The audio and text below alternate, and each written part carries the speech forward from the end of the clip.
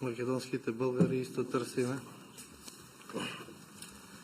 Ние исто търсиме и отварање на досијата на УДБА. Да ги видиме кои се палачите на нашиот народ, да видиме кои се играл со судбината на нашите деди, да ја видиме вистината. Защото без истина няма ни прошка. Това е. Ние силно искаме Македонија да биде интегрирана во Европейскиот сојуз.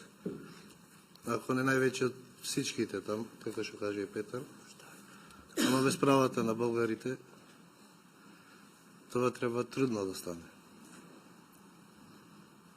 Искаме стриктно да бараме да се отворат досијата на УДБА, значи.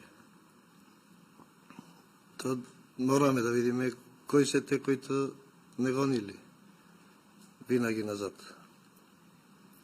Толкова от... Точно така. Трябва да е ясна историята. Това не е чак толкова далечно минало. Това са края на 40-те, 50-те, 60-те години.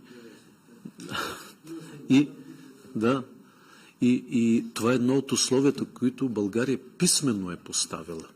Категорично го е поставила в нашето искане изобщо от тук нататък да има движение по преговорите, по започване на преговори за членство. Това е едно от категоричните условия. Истината трябва да излезе наяве. Ти си много прав. Не може да има прошка без истината. И трябва да се знае защо се стигна до тук. Този генезис, този възродителен процес